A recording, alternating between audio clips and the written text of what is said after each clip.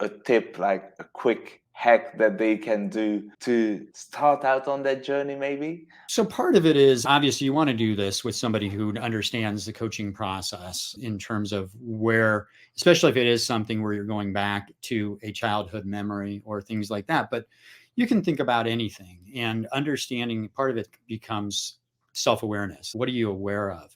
And when you have a feeling of maybe lack or limiting belief or whatever, just noticing like what beyond the thought that enters into your brain, there's some thought that occurs, and we have thousands of thoughts every day.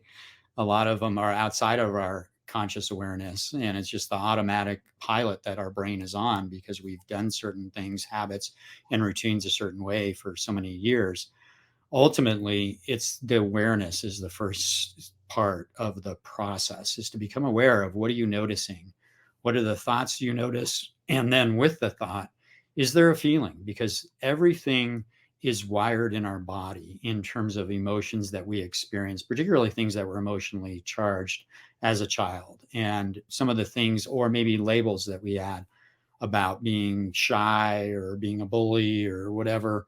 You live into some of those things and it becomes a self fulfilling prophecy. But I think the first step is just becoming aware of it and noticing those feelings and figuring out where it's at. And our body keeps things in different locations, and different parts of our body store different things. And it's all our human body is an amazing thing in terms of where different types of emotions really get encoded, if you will, and wired into our brain and our body. And so there are different types of techniques, but I think just encouraging people to become aware and noticing those thoughts. And I think just a basic hack is, okay, is there some truth to this thought or belief? Like, where did it come from?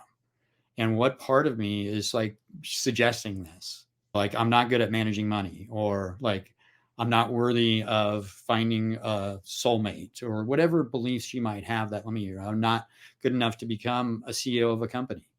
It could be whatever it is, but understanding like, okay, why do I believe that? And what evidence do I have to support that? So part of it's just getting curious and questioning, because we accept so easily some of those things. And then there's a lot of other cool tools that are strategies that I help facilitate in those conversations when I'm coaching a client, to be able to shift very quickly and get to the root cause and rewrite and recreate a future version of themselves. And one thing I will share is that our mind is so powerful that it really doesn't understand the difference between something that is vividly experienced and imagined. And when I say vividly, I'm not just talking visually, I'm talking auditory, I'm talking touch, I'm talking taste and sound, all those senses coming together, and smell, your five senses, and maybe a sixth sense, to be able to experience something as if it's already happened.